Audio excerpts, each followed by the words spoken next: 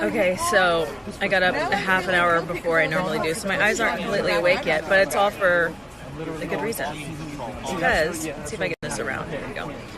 We're broadcasting live from Chase Center, brand new Chase Center this morning. I'm about at half court right now. To a soft panel on the computer, so plug that in there and see if it's up and Yay. down. Why are you? What do you need?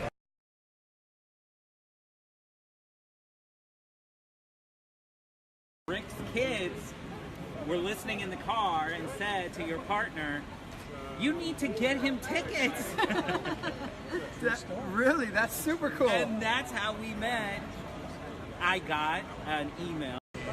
You know, that guy go to Lacob.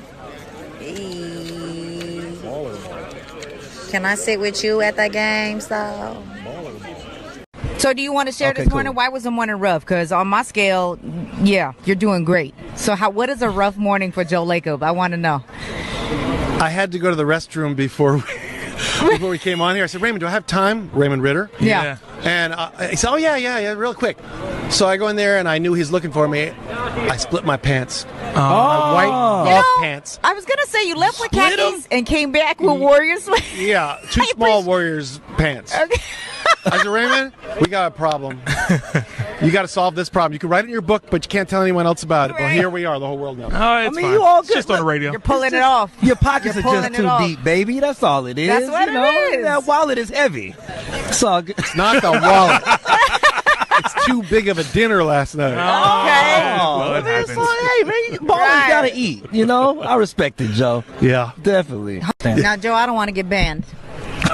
But I feel like Banned? I want to ban From Games for Life. Here we go. I want to be able to come to a couple, but your wife and her situation with Beyonce and her husband and stuff like that, like you have to go home and still, do damage control in different situations with the people around you and that you love. Like, is that a hard job for you to do too?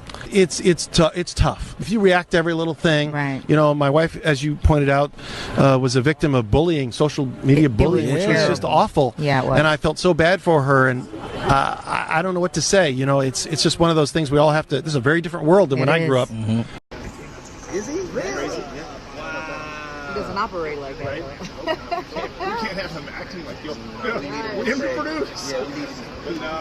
My producer wanted me to ask you, did you get nervous watching Steph play pickup ball? I know somebody else asked me that. I'm nervous when he wakes up in the morning. Right. He's Don't step on the ground wrong. I know it's tough, but y'all, we got to live our lives, and part of him doing that stuff is part of who he is. You can't take that away from him. Right. And you can get hurt doing anything. But yeah, I always get nervous. He's a veteran now, though. He's our oldest player, like I said. You gotta trust him a little bit. Let him do what he needs to do. You know what? We joke. He comes to practice, and I go, "Thanks for taking some time to come to our practice today." He's got TV shows. Right. He's got all his other. He's got his wife's doing his cooking, but he ran my kids' camp in Oakland all summer. You know what he's great at? That I envy him for is he is great at having fun. He is so good at that. I envy that because I'm not built like that. So as the journey goes, having been around him for 8 years, that type of experience, that stuff, he just has a way. He just has a. If you come to our first shoot around, he's kicking the ball, throwing it up. Even in between games where he's getting criticized, he always has this lightness about him. Right. Which in professional sports, man, it's hard to find. It really is. The morning I was going to fly out to see Kevin in New York, I was sitting with my daughter, and she said, "Daddy, you got to go to New York." I said, "Yeah." My 9-year-old, I said, and my 7-year-old, they kind of get it a little bit. And I said, they said, what if he doesn't come back? And I said, well. I said, all that is he's just picking a different place to go to work. That doesn't mean you stop. What if one of your friends went to a different school? Does that mean they're bad people, or you don't like your friendship with them? So in that Klay story, he was in the tunnel, and he just got hurt. He walked back, and he was in the back room, and somebody ran out, one of the assistant coaches, and says, "You can't go back in the game unless you shoot your free throws. So if you want to play in this game again, you got to go out and shoot." That part was awesome. And we didn't really know what was going on. So we walk back out, and then the fans go crazy. That was a Rocky moment. It was unbelievable. It was probably my favorite moment ever. It was awesome. But not great because this guy's hurt. So it's one of those memorable moments. So you're walking back, and Klay says, "I'm shooting the free throws." Because he said, "If I don't shoot them, I can't play." And we said, "But..." So he said, "I'm shooting the free throws." So I grabbed Klay. I said, listen, shoot the free throws. Do not run back on. Just shoot the free throws and stay there. Just stay at the free. Do not run back. He shoots the free throws. He runs back. Yes.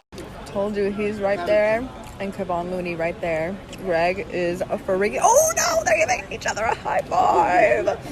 You wish that was you, huh, Greg? Yeah, I wish I was their hands. So I could meet right there.